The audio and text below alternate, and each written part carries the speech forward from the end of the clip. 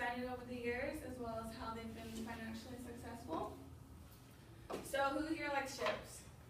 Everyone likes chips? Okay, well, you can't just have one, so I brought plenty to the class. So if you guys want to open this up and share it, which way you want to begin, but there's chips. Okay, so Monte. But wait until after the yeah, so you can go ahead and pass them around. Okay. Otherwise too noisy. Okay, so none of them will like, okay.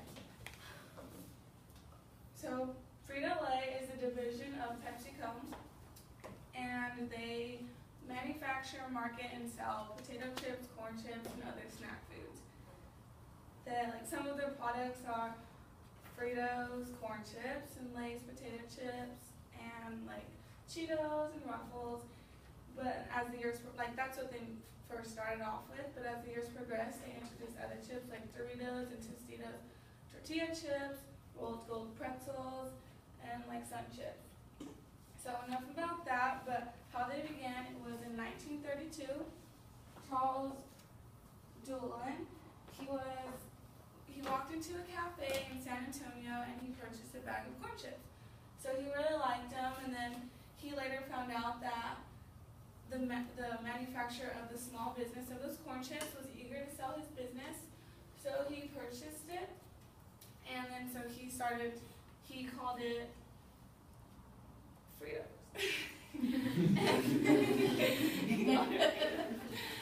and then he began manufacturing from his house, and then that's just a this is him right here, this is Charles Doolin, and with his family. And so that was in 1932. Well, the same year in Nashville, Tennessee, another guy, which was Herman Warden Lay, I couldn't find a good picture, but that's him, like, sketched up. And he also wanted to purchase, he was selling potato chips from, like, gas stations, like, little companies, but then he was like, hey, like, I want to purchase this manufacturer as well and sell them as, like, myself. So he did that, and he created H.W. Lay and Company. Okay, well, in 1961, the two companies merged together, and then that's when they formed Frito-Lay. So I thought that's cool. And whenever 4 years later, after they formed Frito-Lay, they sold them together.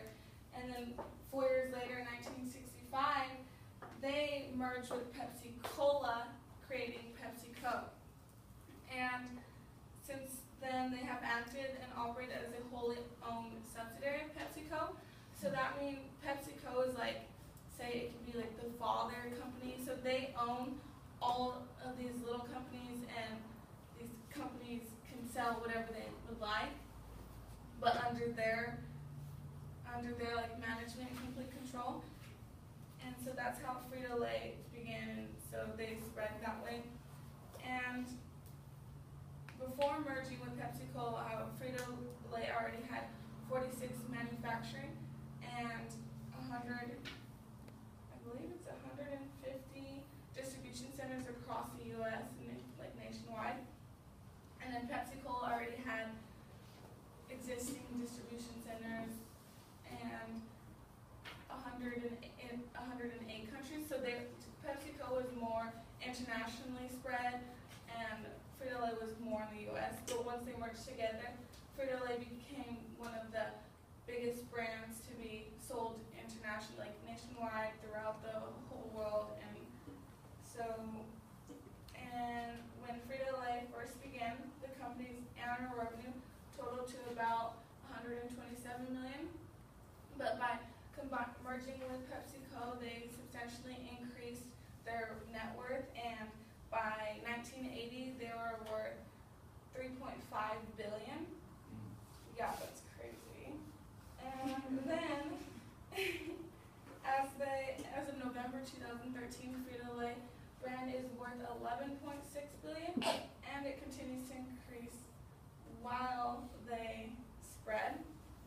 And so, here's a little graph that I found. It's not the best picture, it's really small. That's why I said little graph. But like each one of these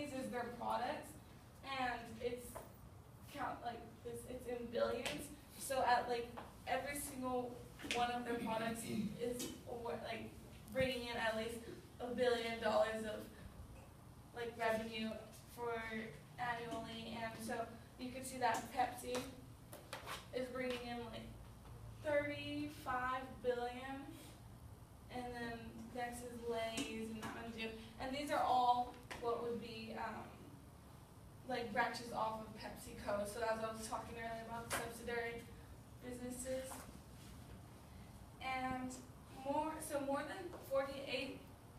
Okay, thank you. More than 48,000 employees for Frito-Lay are employed in the U.S. and in Canada. They help this growing company that accounts for nearly 62% of the salty snack category. And Frito-Lay has been one of the fastest, most popular, and successful food product industries across the board. They have satisfied customers since the beginning and continue to do so daily. And they are just popular because they're one of the first, since like I said earlier, whenever they combined with PepsiCo, they became international.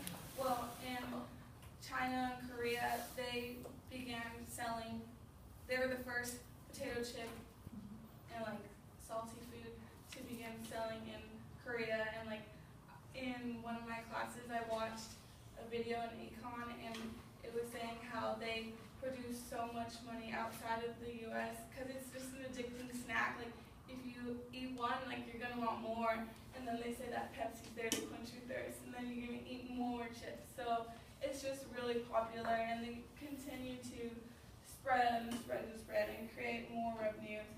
And so now eat the chips and tell me if you can just have one.